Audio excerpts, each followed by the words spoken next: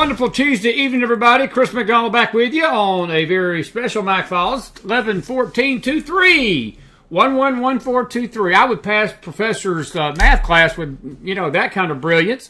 But we're grateful to have my dear buddy, Professor Nicholas Giordano, back with us tonight.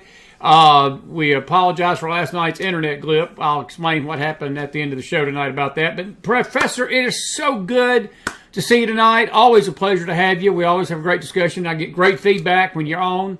And with the world going crazy as it's gone, I think, I can't remember, did we have you on prior to October the 7th? I think that's the last time we saw you was into September. So there's been a lot that's really happened since we've seen you last. But it's just good to have you tonight. I'm looking forward to your insight on some things. Welcome to the McFiles on a Tuesday night.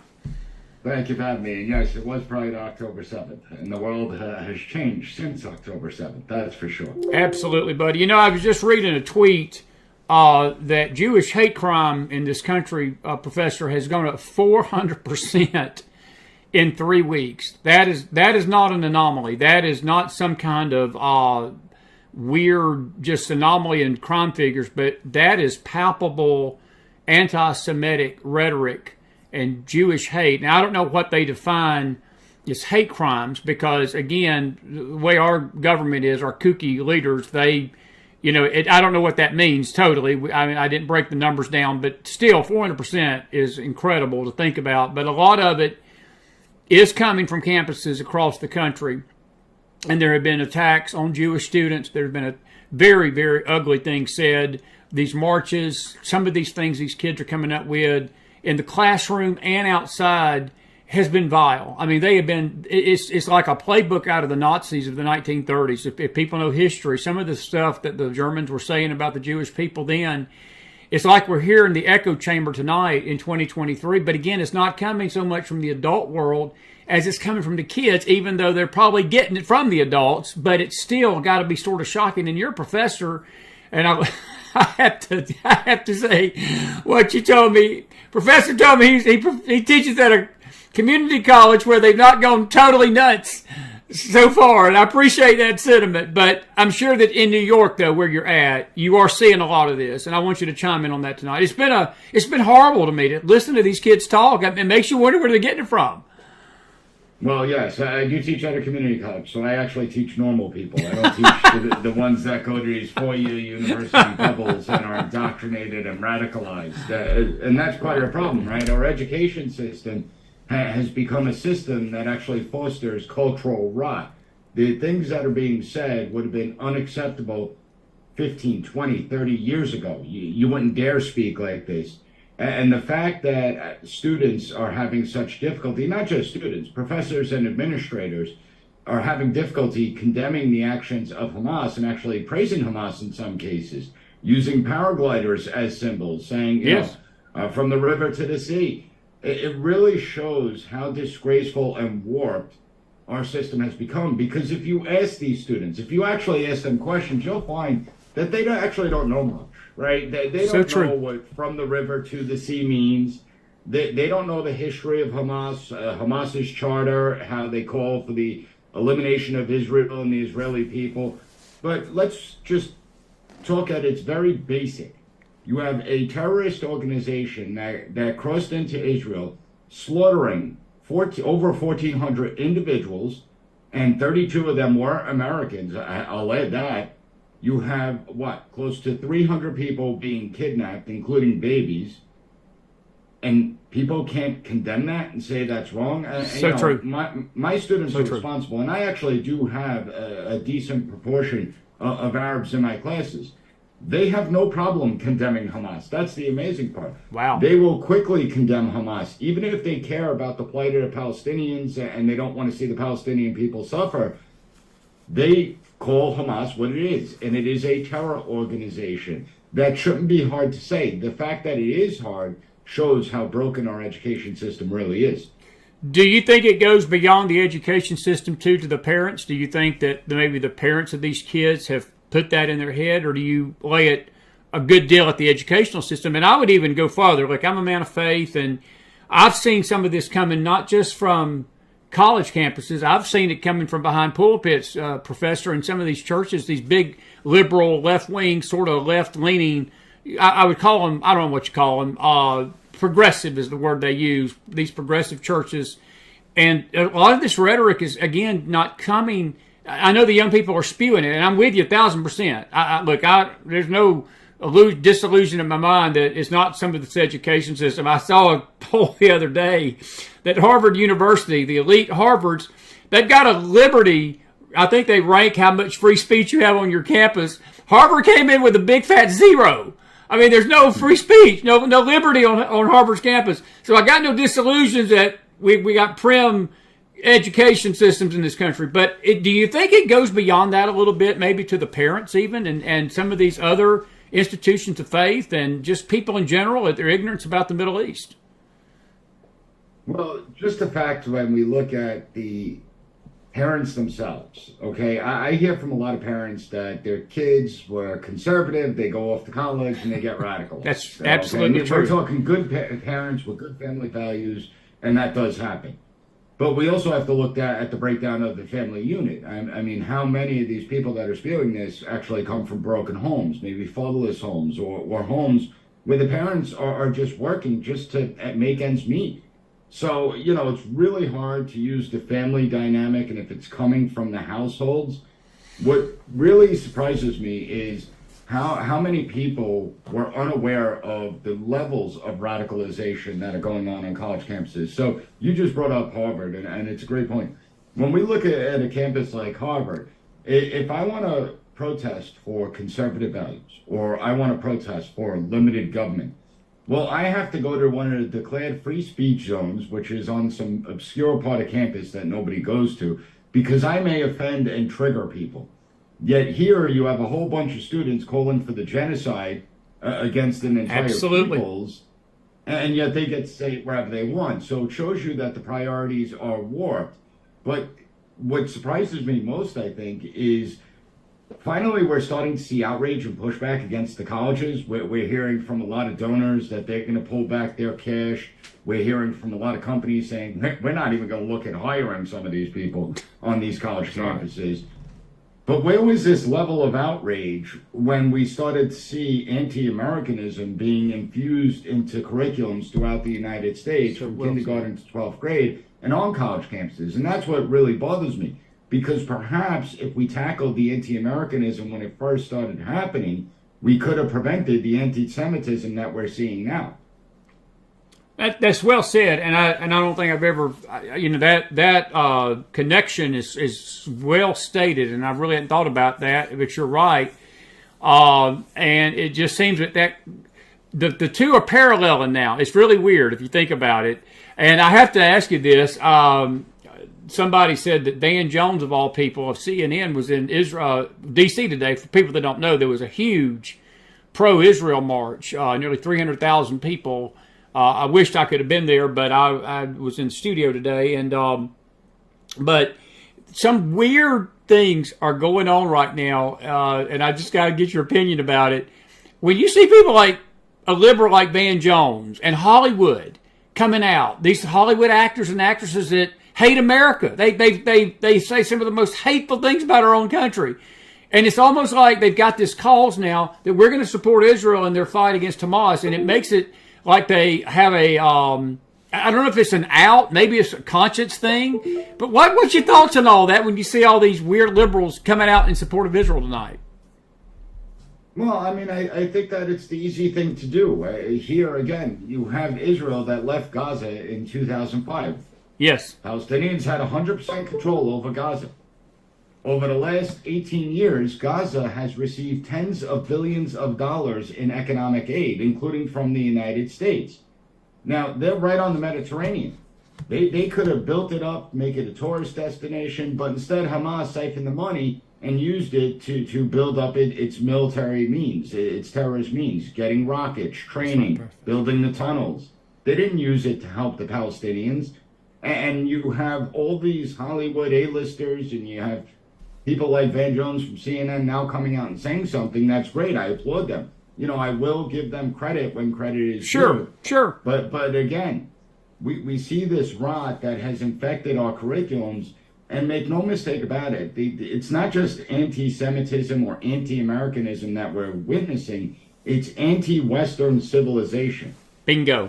That's what it comes down to. Bingo. You have a whole bunch of people that despise the West, everything the West stands for. Interestingly enough, they came from these countries to the West, but that's a different story. And what they want to do is make it as Western civilization is the root of all evil, that Western civilization is the problem, and that if it wasn't for Western civilization, then the world would be this utopia. You have these Marxists that are marching for Hamas and putting on pro-Hamas propaganda, blaming everything we're witnessing on capitalism and the American system and Western values. And that's what it really is. It's an attack on Western culture, an attempt to reshape our culture, our civilization, and it's not going to be for the better, that's for sure. I want to let you take off your professor's hat a minute and talk about you as a New York citizen, because you're up in New York area of the country. I am in the People's Republic of New York. People's Republic. That's why I love you. I get it. The People's Republic of New York, and you're not the first one that's told me that.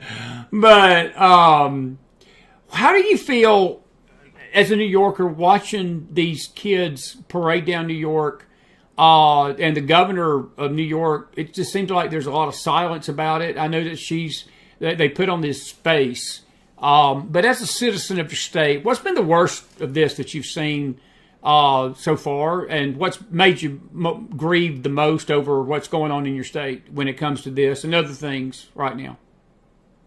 Well, when you look at it, I mean, listen, one day these students are ultimately going to be the future policymakers. So They're true. going to be the future industry leaders, the futures of business and law and medicine.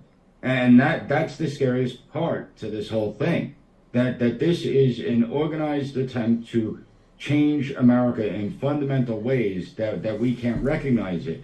And that's what conservatives have been missing for the last few decades. They've talked about, college campuses and the education system and the indoctrination that goes on in the failing educational institutions. But they never got involved. They never became the school boards. They never became the teachers. They never became the union bosses. They never became the administrators. And so the left has had a total roughshod over the education industry and shaping the minds of our youth. Yeah, very true. Very true. Good stuff. Let me sort of shift gears from Israel to more domestic stuff with our country. Going back to your professors, we've talked about the kids. Let me shift it to the adults a minute. What has been your sense, and have you had colleagues approach you from the world of education, other professors, fellow professors, academia?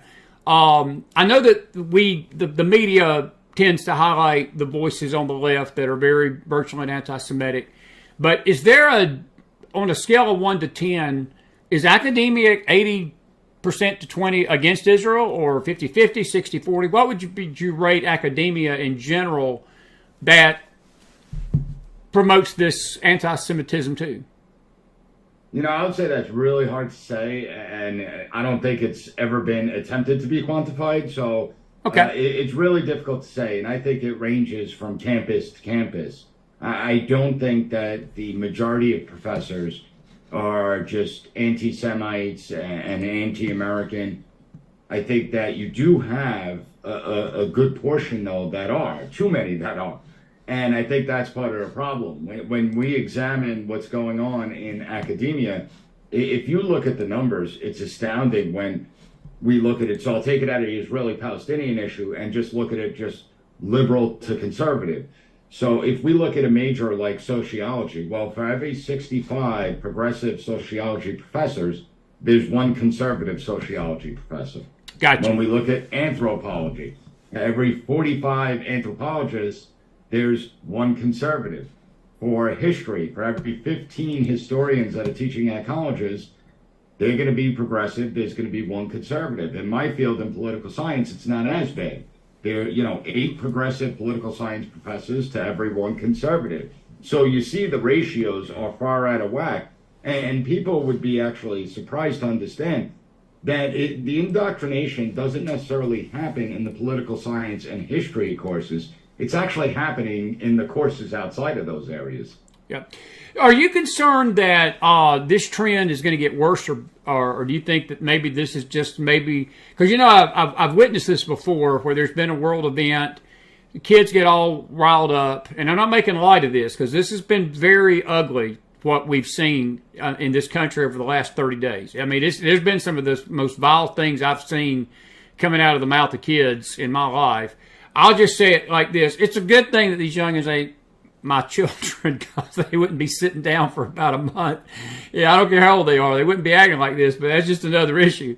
But do you think the kids are going to finally lose steam in this and get get it out of their system, and we're not going to see this much longer? Or do you think this is going to be the norm now on campuses to do this against Jews? No, I don't necessarily think it's going to be the norm. And the reason I say that is for a few reasons. One, like I said, when you have companies saying, hey, listen, we're looking at all these people at these protests, and we don't want anyone from these schools applying to this company, that's going to change behaviors real quick. When you're investing tens of thousands to hundreds of thousands of dollars in a college education, and you can't get a job because of your stupid actions, that's going to send a message to all the other students, hey, maybe I shouldn't push that far. Maybe I shouldn't throw out and hurl anti-Semitic invectives against Jews. Maybe I shouldn't harass Jews. So I think that's going to be part that corrects itself. I also think that it's fashionable to a certain degree, right? So we all remember what happened with Black Lives Matter when the Black Lives Matter first came onto the scene. A lot of people joined those protests. It's the groupthink mentality, right?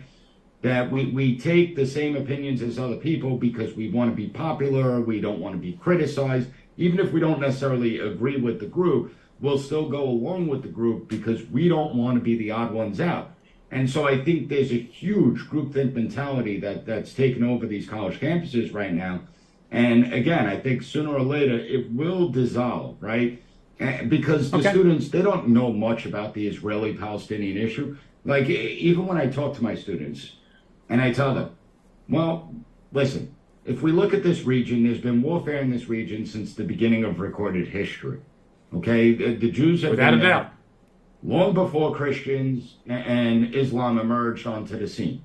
And so while there were wars that fought there previously, and there's still war being fought there today, it's a much more complicated picture than just going back to 1948. Without a doubt. You kind of need the whole historical story. And what a lot of people don't know, they tend to believe that it's all these European Jews that came to Israel and just settled.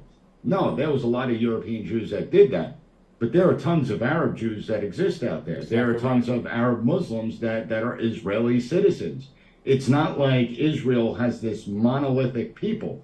And yet that's how we've dumbed down our education system, where we just talk about the superficial, right? We are trying to oversimplify complicated issues and then say, well, this is right or this is wrong. And yet the education system ignores this entire gray area, intentionally, by the way, but they ignore the entire gray area. If you listen to the student body, if you listen to the students that are protesting, it's all superficial arguments they make. Bingo. The second you challenge them, they back down. So I do think this is going to die down. Now, with that being said, the bigger problem is the failures within the education system. I thought that following the coronavirus, where we had schools that were closed in some cases for up to 2 years, mostly in Democrat-led areas, we saw the horrific learning losses that throughout the entire country, even for schools that only closed for 6 months, we saw the academic achievement gaps widen even further. We saw the lowest proficiency levels in 30 years.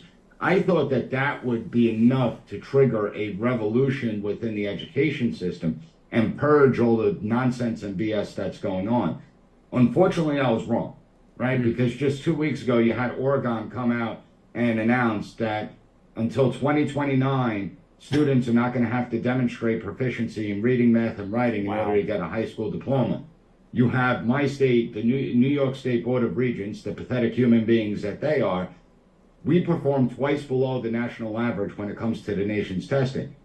So what did the Board of Regents do? Well, they redefined what proficiency means. They actually lowered the bar in order to meet what they deem as the new normal coming out of COVID. Instead of saying, oh my God, this is tragic, we're letting down an entire generation, we need to get them caught up to speed, we said, no, we're just going to accept that. And that's part of the problem. The education system has collapsed. People don't want to wake up to it. Absolutely, it has. But it has collapsed. Students aren't learning.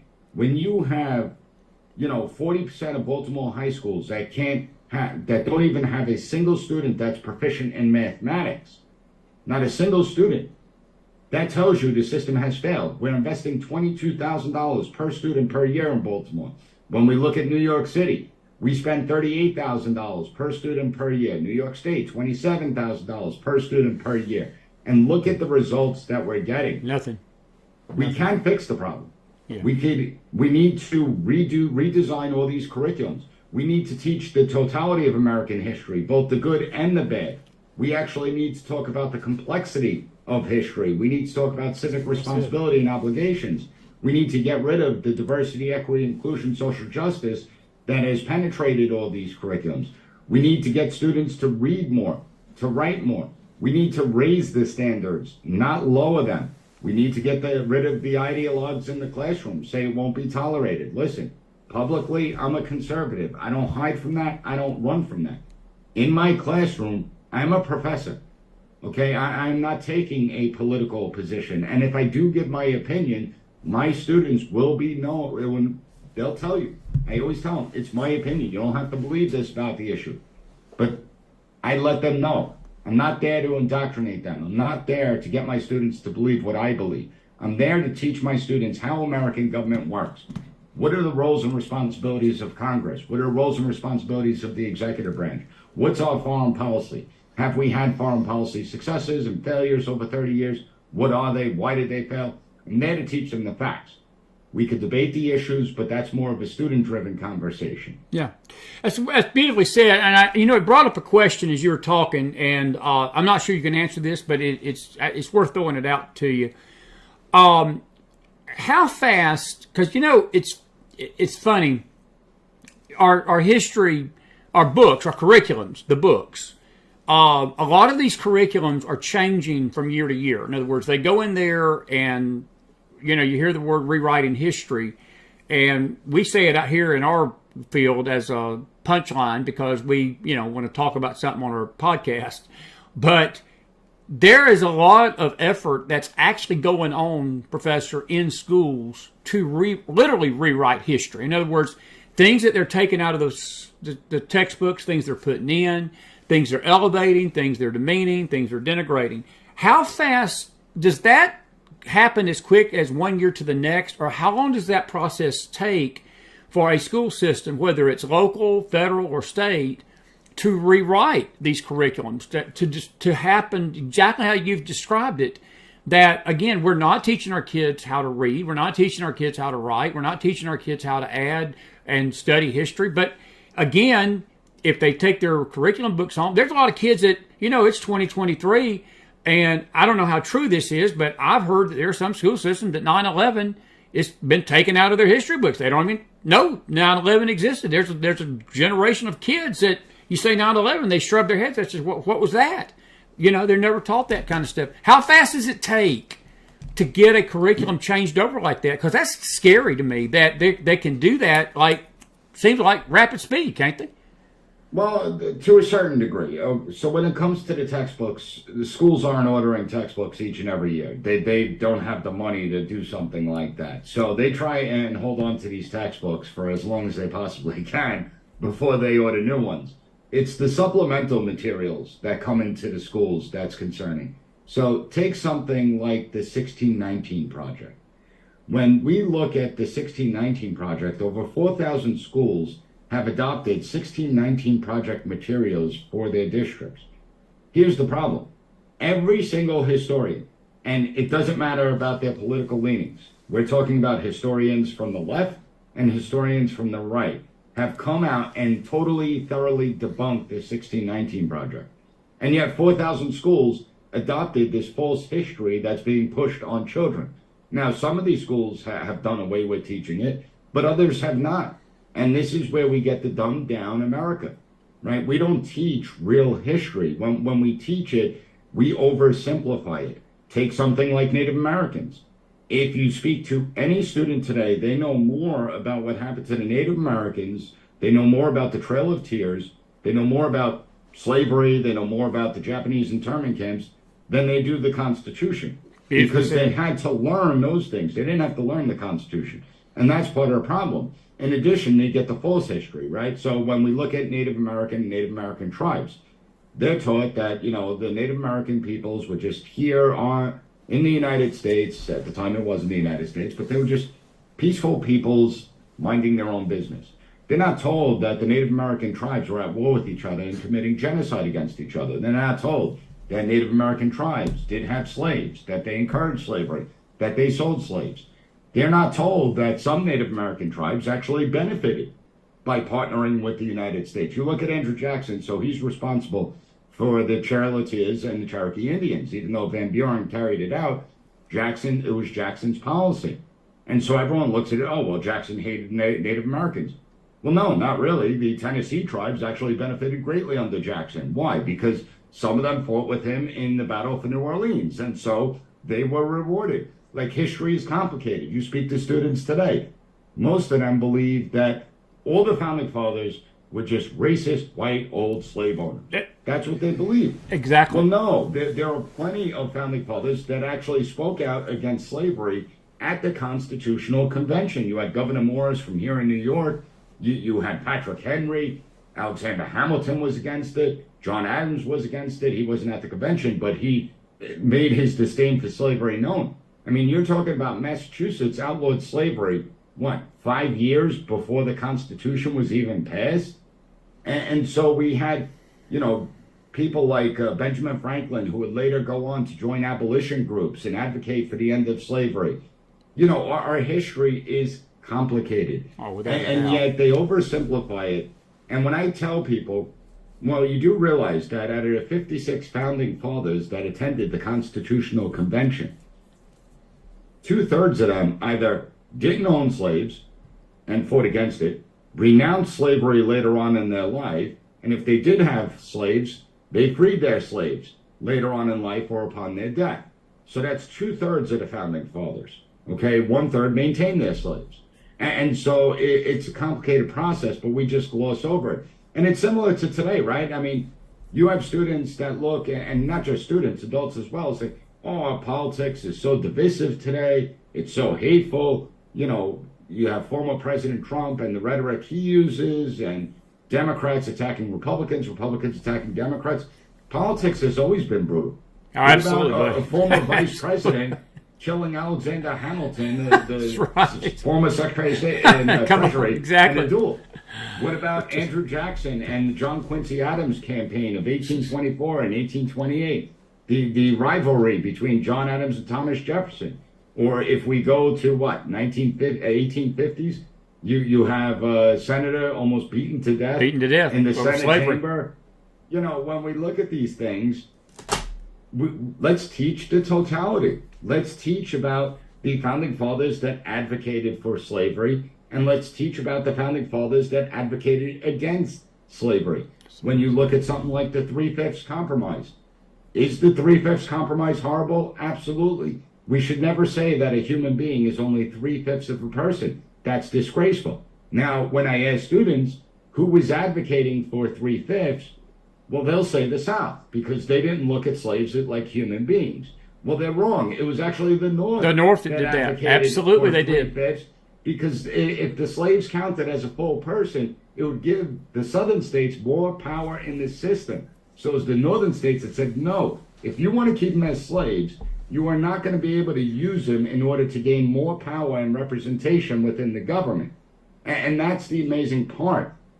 We don't teach that. We don't teach that we outlawed the slave trade in 1807, that the provision in the Constitution, Article 1, Section 9, subsection 1, it actually talks about outlawing the slave trade in 1808 upon Congress introducing a bill, and that's exactly what they did.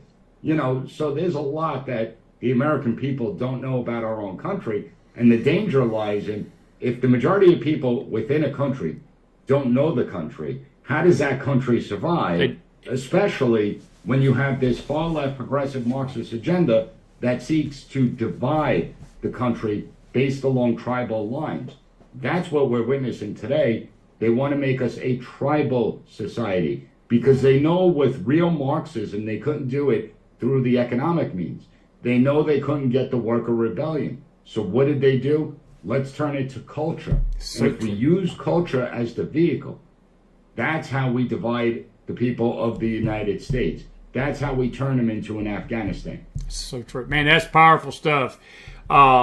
I could just sit in your class all day long and just listen to you talk. I wonder if they'd let an old guy like me in your college. I wonder if they would let me. I want to just say something to our audience. Folks, you're listening to a very special McFiles Live Tuesday night. We're live with our dear friend, Professor Nicholas Giordano. We're not going to keep him but about 10 more minutes. Now, I'm going to open up the chat here in a few. If you got a question on tonight's topic, Professor cannot answer if the Lindbergh baby's alive or was the spacewalk legitimate. Don't be asking him questions like that. But if you got a question on what we're talking about, please submit it, and we're going to get your comments. Professor, I want to go off education, man. I want to ask you about President Trump. Speaking of President Trump, that trial that's going on in your state, this judge, just me to you, this is just a side question. Do you think that there is a prayer in hell that anything that goes on in that courtroom is going to stand up under the scrutiny of an appeal? Because I've never seen a bigger circus in my life. And is that an epitome of all New York courts, or is it just this judge is just nuts? It's the Trump derangement syndrome. Absolutely. That's what it comes down to. Will it withstand an appeal? That's a difficult question. The higher courts don't like to overturn lower courts in cases like these. However, because it's Trump and because it's such an extraordinary case, most people don't know that New York State is I think one of two states that actually has this law in the books where if you misvalue things, even if there's no victim, that the state could come and bring charges against you.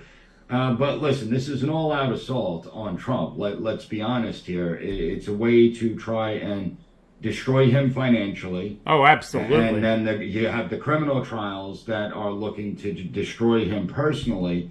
And it's a way to demoralize the Republicans and those that support the former president. When you look at her, it's amazing because Hillary Clinton 2 weeks ago comes out and she talks about formal deprogramming of Trump supporters. Now, when we use formal deprogram, that means government programs. Now, she just came out, 3 or 4 days ago when she was on The View, saying that Trump is literally the next version of Hitler. Like he's literally using democratic means to usurp power. You hear all this talk about authoritarianism. If Trump's second term gets into office, he's going to be Mussolini or Hitler. It's going to be a disaster. Meanwhile, they're the ones that are prosecuting political opponents. They're the ones that are silencing political opponents. They're the ones that are targeting parents that complain at school board meetings. They're the ones that call traditional Catholics potential domestic terrorists. Yes. They're the ones that are doing mass surveillance on the American people. They're the ones that are silencing and censoring Americans for their viewpoints. They're the ones that want to control our behaviors. I mean, if you look at Jen Easterly over at the Department of Homeland Security, who came out and actually stated that she believes that cognitive functions should be declared as critical infrastructure protection. As someone that was in emergency management and knows about critical infrastructure protection, that's terrifying that a government bureaucrat would say something like that. You have Crawford over at the CDC. I can't recall her first name, but Crawford over at the CDC, we got her emails where she was pushing Twitter and Facebook and all these other companies to censor information, and she used the words unapproved opinions, that these are unapproved opinions that should be taken down. Since when does a government bureaucrat get to determine what opinions I can have, what opinions I can't have? You have the Biden administration releasing the National Strategy for Countering Domestic Terrorism. Now, prior to the Biden administration, it used to be that anyone that engaged in any type of violent, anti-government, anti-authority extremism could be a potential domestic terrorist. Well, the Biden administration changed that. They now have made it anti-government, anti-authority sentiment, that those that express anti-government, anti-authority sentiment can be declared an extremist. So now look at that. They dropped the word violent. they replace extremists with the word sentiment, it's a much lower threshold, right? Even minor criticism can land you on the government's radar. So there is a lot going on, and they want to complain that Trump's authoritarian. No, authoritarianism is already here. I hate to break it to everyone, but people have had their heads buried in the sand. They have allowed the government usurp constant authority and power. Not only that, some of the American people actually advocated it, right? After 9/11, the Patriot Act, we wanted to feel safe, so let's do it. Let's expand government and government power. And there was always one way it was going to go, and it was going to go down the path towards authoritarianism. So if the American people don't wake up, sooner or later we will be in a tyranny. Now, is it going to be a tyranny controlled by a progressive or a conservative? I can't answer that question. What I do know is I don't want to live under absolute despotism. I don't want to live under an authoritarian regime. I don't care what the political ideology of the person in charge or the people in charge are. I don't want to live under that type of system. Yeah. What made America unique is our freedoms, our Constitution. Bingo. Our Constitution is the only Constitution that doesn't tell us what we can do. It's a Constitution that limits the power of government, that installs a system of checks and balances, separates power, and limits the government's power over us. Yet we've been all too willing to allow the government to do whatever the hell it wants over the course of the last several decades. Well said, my friend. Great question from Corey Aguilar. She says, Professor, if the educational standards are lowered, how will students enter college? It seems they are setting up the students for failure. It's not a bad question because it starts in high school. It really starts in middle school. I mean, some of this stuff goes back to elementary, as the kids go up. But her question is well worded because it does seem that to get into college, I mean, when I was, there's no rumor it was during the time of 1850 when Abraham Lincoln, that's false news. But when Chris was in college, there was a pretty high bar that you had to get through to get into most colleges. You just did. I mean, you had to have some basic math skills, basic reading skills, basic reading skills, history skills, every skill. Now, it's nothing, and her question's valid, and if they're doing this, is that not just setting domino up? And I think it goes beyond college, Professor. I think it sets them up for failure for life. Because if you can't read and write, you ain't going to survive. It will set them up for failure for life. But here's the startling numbers. So over 60% of students that graduate high school and go to a two-year school have to take remedial courses. These are courses of material that they should have learned and mastered in high school, and now they have to take them in college and they're not credit courses.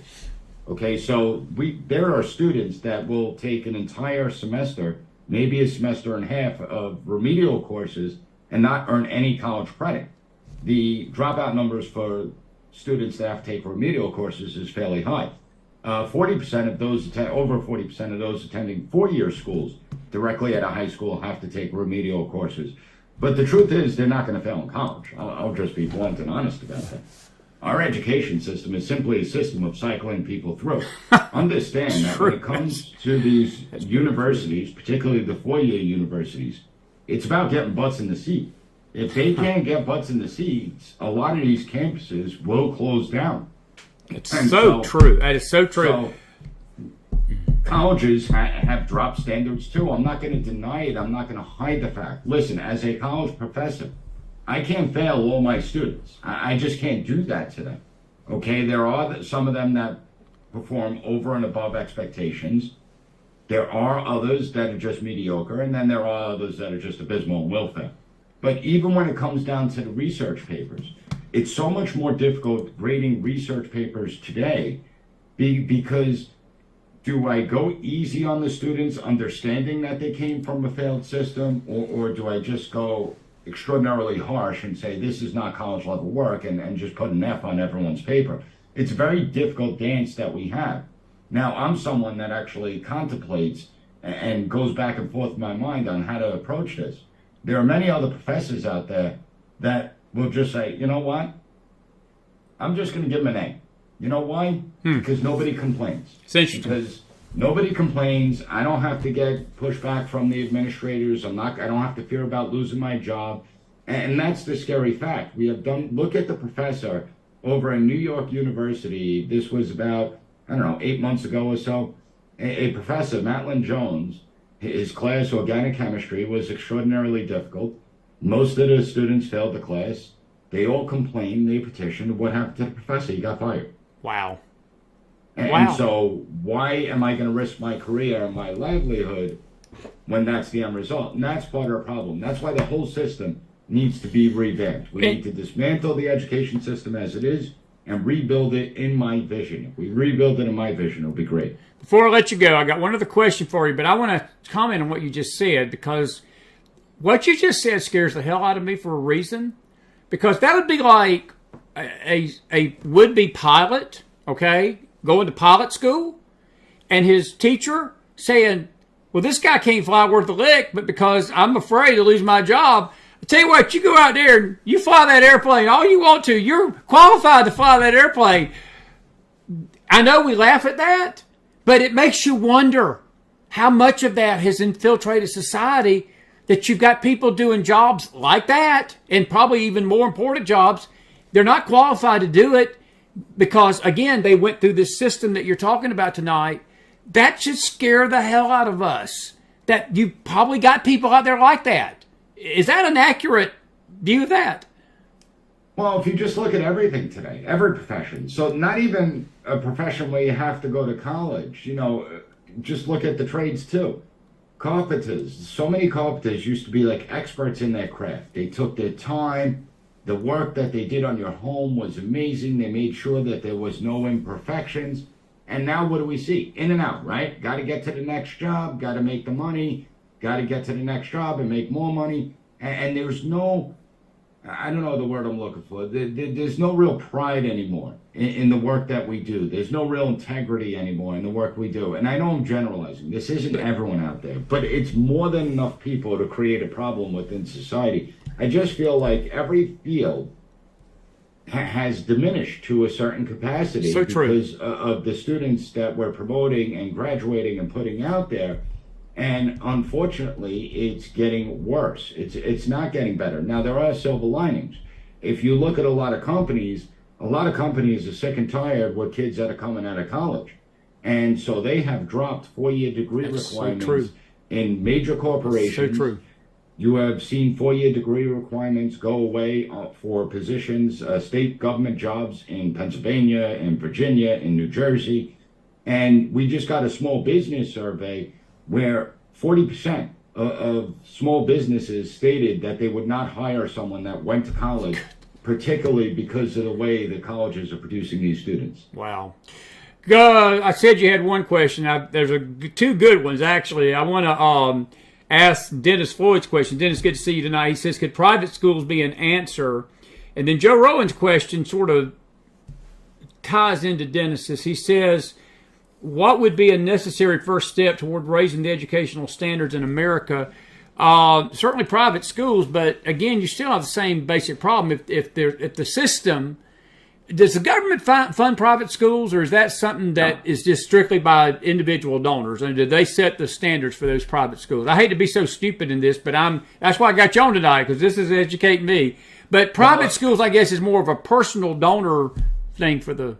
Well, it's mostly tuition-based. Tuition-based, yeah, schools. Exactly. And so the families pay tuition-based. And the reason that private schools, the students in private schools are going to succeed better than students in public schools is simply because if a parent takes the time to put their child in a private school, well, they're very involved in the child's life, right? They have buy-in in the child's life.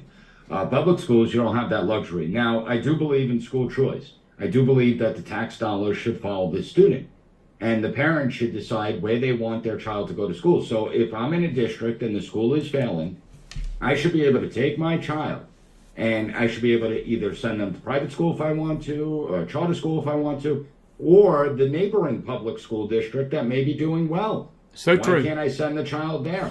And I think that we do need a school choice type system. Bingo. But again, you could homeschool your kids. You could send your kids to private school, but if the overwhelming majority are going through a public education system, you could give your child the best education in the world. But when the system collapses, what's that education going to matter at that point? It won't. And so we need to fix the public education system. We can't abandon it and say, all right, just homeschool or just do private school. We have to fix it because that's where the majority of students, the overwhelming majority of students, are going to go through. Yeah, that's very well said, Professor, and I'm with you 1,000%. Listen, you've been a jewel tonight. I've kept you 40 minutes this late, and I know you've had a long day, and I do deeply appreciate you taking your time to be part of our network. And I do want to have you back on in December, maybe one more time before the holidays, just to discuss the country. I just pray we don't have no more world-changing events like October the 7th. Hopefully we won't be in between our visits next time, Professor. But I do want to thank you. I want to give you final 3 or 4 minutes. You've been on. I've noticed you've been on a lot of programs because I follow your page, the PAS report. I encourage people to follow it, find them. Great stuff. What's the tenor of the country out there that you're hearing through your social media contacts and people in general? What seems to be concerning people the most, and what's your gut in all this? Is this where are we headed with all this? Well, there's a number of different ways to answer that because part of me is terrified, but part of me is optimistic. I'm saying. It all depends on what mood I'm in. Now, when we look at it, listen, I think that's the overwhelming majority of people are frustrated, right? They're frustrated, they're angry, they're mad at government, and they don't know what to do. But part of the problem is that we've been operating on emotion. Everything is emotional arguments. It's not reason and logic. And so there's this whole segment of the population that is not happy with the Biden economy. They're not happy with this administration, but they don't like Trump, right? They don't like Republicans. They've been told that Republicans are evil, and they actually believe it. And so that's the frightening. How bad does it have to get in order to say, you know what, maybe I'll give the other side a try? And I'm not saying Republicans are great. It's the lesser of two evils. I'm not a big fan of theirs either. I ain't either. But I let's just say New York, right? New York is a solidly Democrat state. They don't need a single Republican on any law that they pass. Nothing, right? Republicans don't have real power in the state government. Let's just say Republicans had total control of New York State, and my state was in the condition it's in. I'd be like, all right, I'm out. That's it. I'm just not supporting that party anymore. I can't support that party anymore. And obviously that my life has become more difficult under them. And that's the bizarre thing. So in years past, predicting things like elections was actually fairly easy. If you had 8 years of one party as a president, normally we would flip to the other party. If the economy is doing poorly, normally that president's going to get voted out of office. Now we live in this time where people are suffering, but they'll sit there and be like, well, Republicans are going to take the right away to abort my baby. And so even though I can't put food on the table, and even though I'm like 75 years old and I can't get pregnant anymore, I'm going to vote for Democrats because I don't want Republicans to take away abortion. And it's just this weird world we're in, where you see issues that shouldn't be at the forefront, that shouldn't necessarily be the ones that are driving votes. And it should be the economy. It should be what's going on in the international community. And yet there's so many Americans that are just ignoring it. So that to me is the frightening aspect of everything. Are they going to come to their senses before it's too late? I hope so, because I have 2 children of my own. Yeah. And I want them to grow up in America that I grew up in. An America where we actually did get along. We did coexist well together. It doesn't mean things were perfect. It doesn't mean that everything was great. But things were pretty damn good if you think back to the 90s and even the 2000s. Even when 9/11, things were pretty good. Yeah. Okay? And now you look at this viciousness. Now, another area that gives me hope is looking back through our history, right? So if I was born during the American Revolution, well, did I think my whole world was coming to an end? Did I think we weren't going to survive that? If I go to the collapse of the Articles of Confederation and the Constitutional Convention, it got very heated. We almost didn't survive as a country. There almost wasn't an agreement. And so that was almost a collapse, but we pulled through. If you look at the War of 1812 or the election of John Quincy Adams and Andrew Jackson in the 1820s, divided this country normally. The Civil War, we were literally at war with each other. Exactly right. Okay? And we were able to come through, even though Reconstruction was a disaster. You look at the 1930s, then you jump forward to the 1960s. You have the assassination of Kennedy, Martin Luther King. Bobby Kennedy. And then you have the race riots, the Vietnam War going on, very divided time in the United States. And yet we were able to come through. So I'm hopeful in that way that we are able to pull through this really difficult time right now. But the one thing that keeps on giving me concern is that so many Americans don't remember what it means to be American anymore. They don't understand American values, American principles, and the things that made us great. We can't just go back to like 2010 or 2005 or 1995. We have to get back to the vision the founding fathers laid out. So true. We have to begin reducing the size of the federal government.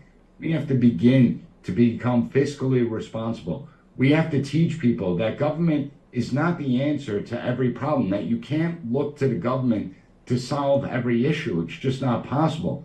And we have to stop placing the burden on government. We have to instill the civic obligations that we have, that sometimes we have to fix the problems ourselves or look within our local communities, that it's not always necessary to sit there and grant government more power. So I think that we need a reawakening of the American spirit and what we really stand for. So true. One quick question. You can take 30 seconds to answer this. One question came in at the end. The graduate rate for college students 4 to 5 years, what percentage is graduating now as maybe compared to 10 years ago or 20 years ago? I wouldn't necessarily look at the graduation rate. I would actually look at the GPA rate, right? So Gotcha. If we look at grade inflation, if you go back 1990s and prior, the average GPA of a college student was 2.5. Today, the average GPA of a college student is 3.1. And so if our standards have become lower and students are performing on a lower basis, well, how are they getting higher grades? And that's where you get the grade inflation. I find it amazing that I know people that dropped out of school 6th, 7th, and 8th grade. 1960s, it was a different time, 1970s. Right. And I tell my students, you've been in school for at least 13 years, maybe even longer. Why does someone who dropped out of school in 7th and 8th grade know more than you that has had a formal education for over 13 years? Excellent question. That's a problem. That's a problem. That's an excellent question, though. And look, that would be a double Jeopardy. Maybe we need to send that to Jeopardy and put that on Double Jeopardy or something. Put that on a game show question, man. Buddy, always good stuff tonight. Thank you so much. And I'm going to say goodnight to these folks outside of the camera here. But listen, thank you for being with me. And I wish you a happy Thanksgiving, you and your family. Stay safe up there in New York, and I'll see you again maybe in a month. And our people, all the comments coming in are very favorable tonight. Thank you for being with me again. It's good to see you, my friend. Thank you again. Too. Thank you for having Great me. stuff Happy tonight. Thanksgiving to you and your audience. You too. Professor Nicholas Giordano, everybody. Thank you, Doctor. PAS Report is, what's your website? PASreport.com? Correct. PASreport.com. Thank you so much. We got it linked in the chat. God bless. Professor, have a good night. Thank you, sir. Nicholas Giordano, everybody, thank you to him. He stayed a little longer than I wanted him to tonight because he taught all day today, and he came on this show, and we tried to keep him about a half hour, and we sort of missed that mark. But thank you all for the questions. They were good questions and so forth tonight, and we are grateful to him and you for being with us tonight. I want to... Liz, I didn't ask your question, and I want to address that myself. The question that Liz Goldman asked, she says, do you think a catastrophic event in our country could even make a dent in the decisiveness or divisiveness we're in today? Are we too far gone? I'm never going to say that we are too far gone, Liz, but I think that... I don't know how you define too far gone. There is a remnant of people. There is a remnant of people that are still fighting for their country. They're without a doubt. They are still fighting with everything in them to make sure this country survives. It's small. It's not a lot.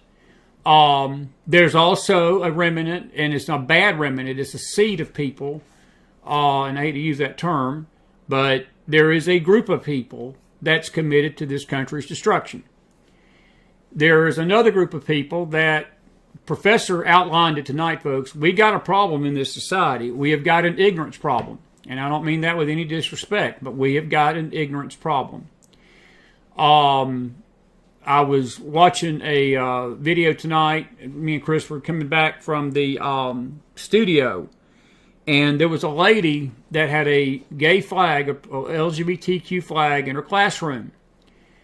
And a parent heard about it. Her son told her mom, and that professor or this lady, I don't know what grade it was, teaching, she's holding this gay flag in front of us every day, and she's telling us about it every day in the classroom. Well, the parent went up there and she tore that flag down in front of her and got almost arrested and got thrown out. And she told the teacher something, though, and she says, your job is to teach. Your job is not to indoctrinate.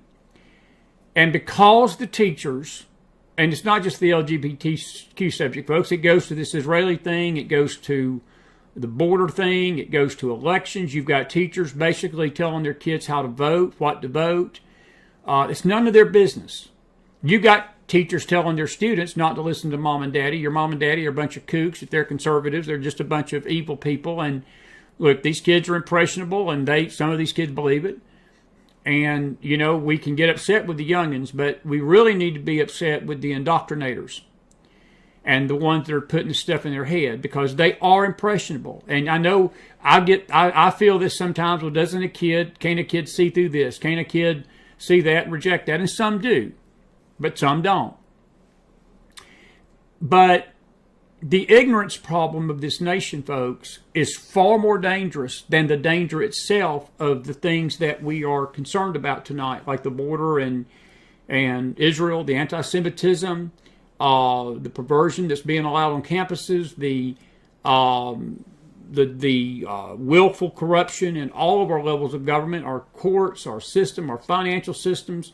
Folks, me and Chris were talking about this today, going over, we're both concerned, because we don't know who to listen to about the banking. I mean, there's so many questions that swirl around banks, where you put your money. We're not financial advisors here. Don't ever ask us a question where I need to put my money. I'm not going to tell you. I have no idea what to tell you about that. I'm not a financial person, and I would never tell you that kind of advice. And I don't want that kind of advice circulating in my chat room, because you need to deal with that with somebody that knows. But the truth of the matter is, folks, we're all concerned about it tonight. And you shouldn't, it's not unwise not to be concerned. I think what he said was perfect. I'm both terrified and I'm optimistic at the same time, Liz. Look, we're people of faith here. We're a faith network. We're a news network, but we're a faith network. And my trust is in God. I know, because of what the Lord's, with His grace, has allowed me to know about the Bible in my years of study, I'm at peace every night I go to bed knowing what's ahead, because the Bible has outlined it as clear as the nose on my face, and I know exactly what's coming, and I know exactly what's ahead, and it's not good for planet Earth, not in the short term. Jesus is coming. The only time that all of this turmoil ends, folks, ultimately is when He comes back. The church cannot fix this. The government sure can't fix this. Education cannot fix this totally. It don't matter who's out there claiming that they've got some magic wand. These prophets that claim they know everything, like a bunch of arrogant apes and arrogant fools themselves. They know nothing. They do nothing. This reawakening church that claims they've got the answer. They're going to stop the Great Reset. No, they're not. No, they're not. No, they're not. They're part of the reset, folks, and you just don't see it. Some of you that follow that movement blindly, you're so blind by your greed and by your pursuit of knowledge that it has blinded you to the truth that they're part of the reset. They're part of it. Because this one world government, this one world order, folks, that is coming together has been prophesied. It's been spoken of in the Bible. It's coming. Nothing can stop that. Nothing. Now, these Kingdom Now people and these Seven Mountain Theology people, they believe that's not true. They believe the church can stop it. No, the church cannot. The church can maybe delay it with our intercession. We can plead with the Father to give us time. I truly believe God listens to the prayers of his people, but there are some prayers that God will not answer because it goes against his plan for the planet Earth. And there are some things that it don't matter how much intercession you do, God is still going to perform it. Now, the timing on that, none of us know. And Liz, to your question, this has everything to do with your question. Do I believe we're too far gone? As long as we got a remnant of faith people here on this earth, Liz, no. Because we still have the power as God's people to pray for our nation, to pray for nations, to pray for Israel, to pray for these things, to pray for our education system, to get as knowledgeable as we can as to what's happening through people like Professor Nicholas Giordano.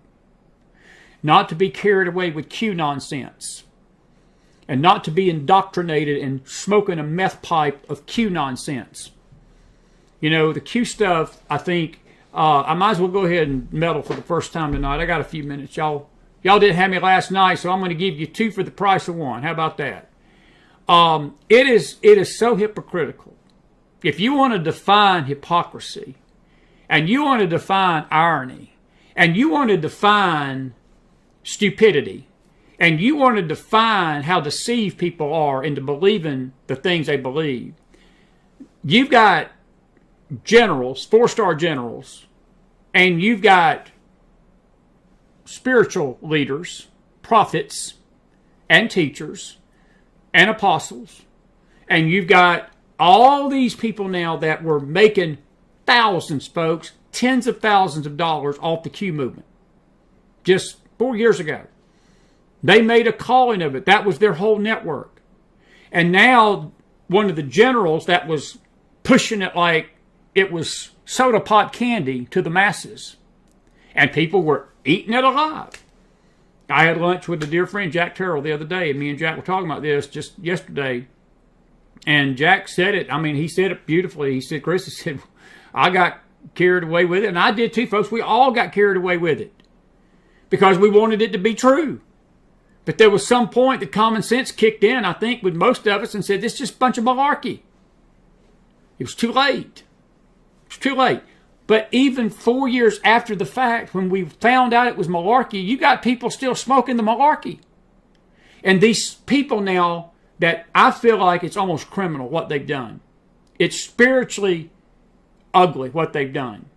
And they're going to be held to an account for it. Don't think God's forgotten it, because he hadn't. And they're going to carry a lot of souls with them into hell, and they're going to have the blood of many a people on their hands for pushing this nonsense to people that have believed it. But now, all of a sudden, these same voices have found Jesus. Oh, it's just a psyop. Oh, it's just false information. It was just misinformation. I don't believe it now. You sure as blank believed it then, and you made tens of thousands of dollars off of it, and you made your whole freaking Telegram networks based upon it. So now all of a sudden you've smoked the weed has gone away, and they've never admitted they were wrong. No, they just want you not to remember that that was what they based their entire ministries on, and they based their entire Telegram rooms on, and they based their entire theology on, and they based their money on, and they made millions, some of them millions of dollars doing it without ever an apology, without ever coming back and saying we were wrong. No, they just want you to forget that they believe that stuff. You don't need to forget it. You don't need to forget it, folks. It was always a psyop. It was always misinformation, folks. But some of you continue to smoke the Q pipe instead of understanding that this country is going to hell in a handbasket. And there's a few more things important than whether JFK Jr. is running around the earth alive tonight. There's a few things a little bit more important, whether the Mossad is behind everything. There's a little bit freaking things that are about to blow up into explosions, folks, that are freaking more important than whether we're part of a 501c3 and oh my God, it's the and all this other nonsense. I think there's a few things that are a little bit more important tonight that are happening to this world. You got me fired up. I got the red shirt on tonight. I think there's a few things a little bit more important. But let me tell you something. Don't let these Q people that all of a sudden have found Jesus, well, this just ain't right anymore. I don't believe it no more. It's a psyop. It was always a psyop. But they've done it without apologizing to their listeners and saying, we led you astray 4 years ago. We led you down a wrong path. We were wrong. They never said that. I mean, you can say what you want to about the McFiles. You can call me whatever name you want to. Look, when we've been wrong, folks, we've been man enough to get on this network and tell you we were wrong. We'll always do that. This bunch has never done that. They've never done that. But the problem is, in the wake of that, there are still people believing the same lies that they were told by these same people 4 years ago. And these people now all of a sudden are distancing themselves from it because they know the damage and the destruction that it has done, not just to the country, but to the body of Christ and those who believed it, folks, and the damage it's done. Look, I gotta say a few things tonight. Can y'all give me a few more minutes? Can you give me 15? I'm giving you 2 hours tonight, an hour and a half. I guess we started at 8:30, so I'll give you an hour and a half because I wasn't here last night. Mario Murillo was with Stephen Strange 2 months ago, and I happened to watch the video yesterday, listening to it, and I thought to myself, you know, I don't agree. I mean, I like Mario Murillo. We're trying to get him on a program, honestly. And don't be sending me your crappy emails. Well, Mario's a 501c3, and Mario's affiliated with this. It's amazing the stuff that people get bent out of shape about, folks. And the world is on fire tonight. You're on the brink of World War III. Have you stopped to think about what's going on in your world tonight? We're on the brink of World War III, and people are worried about whether somebody was affiliated with something 35 years ago? Is that all we got to fight for, folks, tonight? Is whether a symbol is wrong or this person wore it's gotten to the point you can't even wear a red shirt on television. You can't even wear a black colored coat without somebody making an inference that you're some kind of an Illuminati type or you're some kind of this type or that type because of what you wear. And we're this close to World War III and destruction in this country. Where was I? Mario Murillo. We lost this election in 2020, folks. And we're going to lose this election in 24 because a lot of the things, a lot of this craziness that I'm talking about tonight, folks, is going to be attached to Donald Trump. Mario Murillo made a statement. I'm not saying I'm taking it out of his mouth. I'm just saying what he said. Mastriano, you folks in Pennsylvania, y'all remember Mastriano? He was a governor.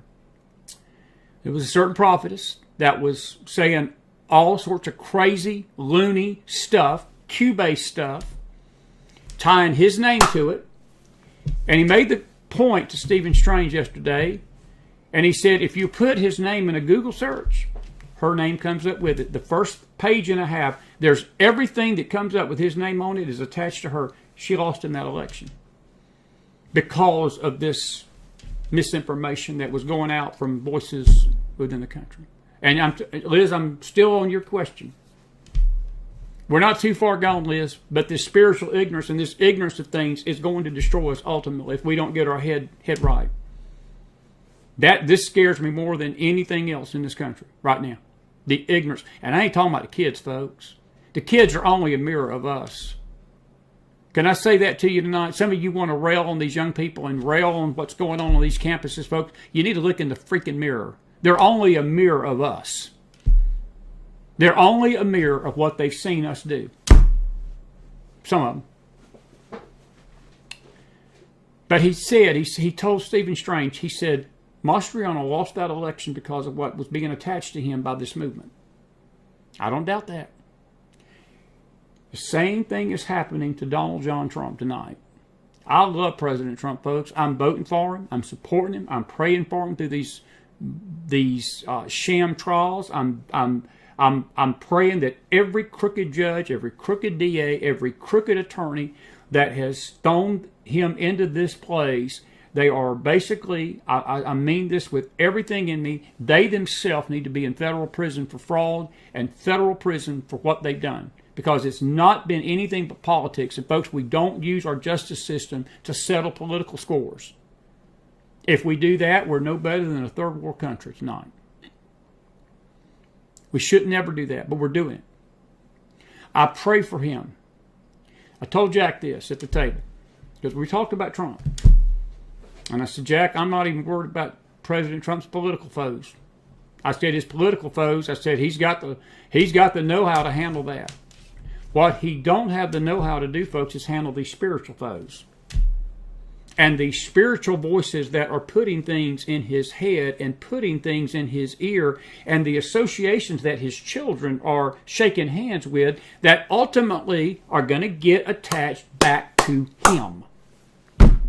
This general, there was an article out that evidently when he was raising all of these funds for this defense money, didn't quite make it to the defense fund. And I'm not going to start throwing tail-bearing stuff out. You go read the article yourself. We're going to post it in the Telegram room. I'll let you read the article for yourself. His name is being attached to Trump too. So, Liz, are we too far gone? No. There's still some people with some common sense and of a sound mind in this country. A few. Not many, but there's still a few. There's still some people of faith that are praying. There's still a group. There's a small remnant of people that are still standing up before the Lord and saying, Lord, please help our country. Please help bring us through this right now until you come. But there is a group of people that wants to destroy this country. But the other part of the country that scares me, folks, ain't the people that want to destroy it. It's the ignorance and the stuff that many are embracing that is completely fallacious, falsehoods and misinformation, and they consider it truth. There's no greater deception than that.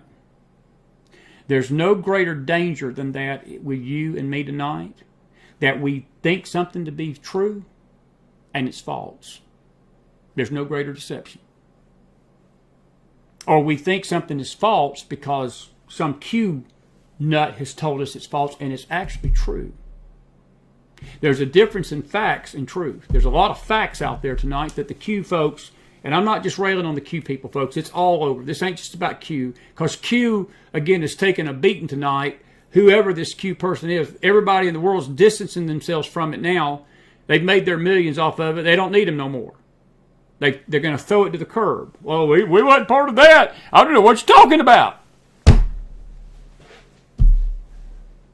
But the damage has been done, folks. The smoke is left. The people's thinking is in rubble tonight. It's rubbish. People do not have a sound mind anymore. That scares me, Liz. That part of this equation, I don't know where that's going. And until that gets fixed, I'm with Professor Nicholas Giordano. I'm terrified of that. But I'm optimistic that God's people, the remnant, the true people, the true church, we're going to get through this. We're going to get through this together. And you're in good harbor here, because you're not going to hear a bunch of crap in this network going into 2024. We've got some great announcements to make here in the next few weeks, some changes that are coming, good changes. I want you to mark your calendar for the first weekend of December. December 1st and 2nd. I think that's a Friday and a Saturday night. John McTurnan and I will be in Houston, Texas. We will mention this tomorrow night on the Faith Network. We finally got it worked out, ironed out yesterday fully. We will not be in Houston this weekend. But we've moved this prophecy conference to the end. It's going to be the first of many coming in 2024 in different parts of the country. But Houston, Texas, we're coming back to see you. We've never been to Houston. We may do something in San Antonio. We're going to be out there. I got to be back for my eye surgery on the 7th, but we may return to do something. The Lord's had, me and John were so much at peace about this yesterday. He told me, he said, I sort of felt uncomfortable about this weekend. He said, I just didn't feel right about it with you coming. But when I mentioned, and it worked out for the 1st and the 2nd, he came back on the phone. He said, I said, I got complete 1,000% peace. This is what God wants us to do, and I did too. So December 1st and 2nd, we're going to be talking about that more tomorrow night. We're going to be having an announcement about a new facet of the McFiles program starting in January of 24. We'll mention that probably in the next few days or weeks. We're going to be renaming the network come the first of the year, both the Faith and the News Network, and same locations, and so forth. We need you to subscribe to our networks. Folks, I need your help. We're losing subscribers. We need you to subscribe to our networks. I don't know what's going on with Facebook tonight. The counter, we've had more than 1 or 2 people listening, but it's showing we only had 2 people listening. But we had more questions than that, so we had to have more than 3. But they are doing some weird stuff to our network. Everybody tells me we can't get notifications. I can't tell you what to do about that, folks. You just know that between 8 o'clock and 9 o'clock at night, somewhere in this time of the night, because our guests, we have to fluctuate that sometimes because of the guests and their schedule. But we're always on every night, Monday night, Tuesday night, Wednesday night for Faith, Thursday night, Friday night. Now, sometimes we take Friday off. There are some nights we have a Saturday night gospel sing. We're always on Sunday morning and Sunday night if we can. But we're a 5-night-a-week program. We're not here once a week. And unless there's just something really major happened, what happened last night, our internet lines got cut last night. I don't know how they got cut. I was gone, and I got home. It happened yesterday. And AT&T had to come out here, and I think it's a miracle of God we're on tonight, because usually it takes them 2 weeks to get to your house. And he, thank God, lived up the road from me, and they said, we got a guy coming. And I said, bring him. And it took him this morning while I was at studio. Caleb was here with him, and I don't know how it happened. I felt like it was just an attack of the devil. But it literally, the internet line itself was cut. So go figure. I don't know how that happened, but that's why we wasn't on last night. But we're back on tonight. So we got it fixed. You need to pray for this network, and we need your help. We need it financially. We need it prayer-wise. We need your sharing it out to folks. And it's the same network. We're making some changes coming up in the first of the year. They're all going to be for the better. We hope we have everybody with us that's in this audience tonight, but whether we do or not, we're going forward. And, you know, I've always looked at these dips and ups and downs, and I've taken them in stride for 6 years, and we're going to take them in stride going into year 7. And there are times when we get a little worn down. I'm human. And there's times when maybe last night was a blessing because I needed to rest, and I feel refreshed tonight. I feel fired up. I'm ready to go. We're going to have a great week of shows. We've got Brad Johnson coming Thursday night, special guest tomorrow night for Faith.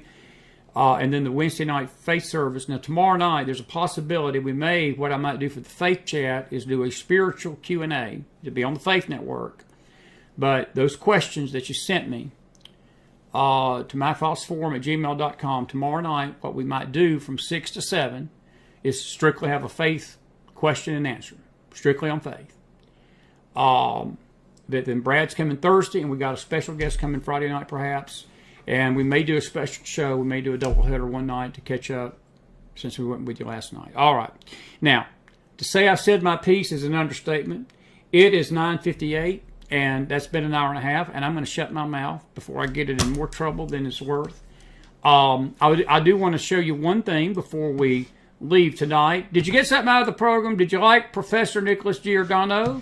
Please say you did. Put some fire in that house. I want to just tell you that during this week when I was down there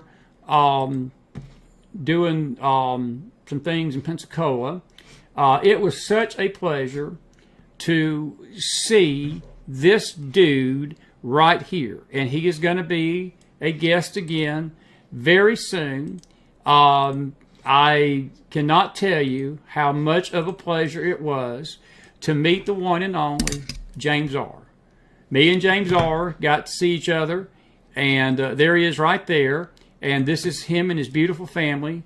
I don't know if they're listening tonight. They're going to be getting on a plane and flying back to Hawaii tomorrow. But look at that darling right there. That's Angelica. James is smoking a cigarette. He's going to kill me. He's going to kill me for posting that picture. But that's Tina. And that's Angelica, and we had the best time together Sunday night, and that's why we went on Sunday night. That's my buddy. And we're going to do a lot of good stuff together. We were talking, making some plans to do some shows together, some projects coming up in next year. And I told him, it's funny, I said, I've never met you in person. And it felt like I was talking to family. It felt like I've known him for 50 years and we've not missed a beat. It was just like talking to my brother, honestly. And he is my brother. And a lot of laughs and a lot of things we can't repeat over the air tonight. But it's James R. But anyway, he's my brother, and he's my amigo. He's my Hawaiian brother. He's headed back tomorrow after a visit here in the States, and I want to tell him and Tina, we love you. We're grateful that you're our friends and family. See you soon, again, amigo. He's invited me to the islands, and maybe one of these days, Chris might surprise him and get over there. Do a McFiles week special from Hawaii. That'd be cool. From Ohio, wherever is at there. But I just wanted to say we're grateful that we got to meet him finally. It was a great time of fellowship with him. And we pray safe travels for him and Tina as they go back home tomorrow. And that beautiful, beautiful, beautiful 14-month-old baby. She's such precious. I just adopted her. I said, your Uncle Chris is so good to see you. She's well behaved too. For her to be James R.'s youngin', that child was an angel. I expected that child to be saying words that we had to cover our ears for. She didn't utter anything. I just hope Tina handles the etiquette part. Anyway, all righty, that's all. I'll see you tomorrow sometime. Bible study in the morning on the Faith Network. Tomorrow night's Faith shows. We may do a question and answer. We haven't done one of those in a long time, and it might be a good night to do it tomorrow night. Just to me, have us another little chit-chat session. And we're going to chit-chat tomorrow night about this land. You don't want to miss that. And then Thursday night, another amigo, my one and only buddy, Brad Johnson and Elvis, back on the McFiles on a Thursday night. That show will probably be around 8 o'clock because we got to get Johnson in bed. He can't keep it past his bedtime. He'll not do well the next day. But anyway, God bless you. God bless your families. God bless this great nation of America. If you've enjoyed the show tonight, please put some fire in that house. Subscribe to our networks. A lot more to tell you. We'll deal with it tomorrow. I'm out of here for this Tuesday night. We're sorry we missed you last night, but we're grateful we're back tonight. And we hope you enjoyed the show. Thank you, Professor. No Mary Ann, but a professor with us tonight. Nick Giordano. Thanks a lot, amigo. God bless. Good night, everybody.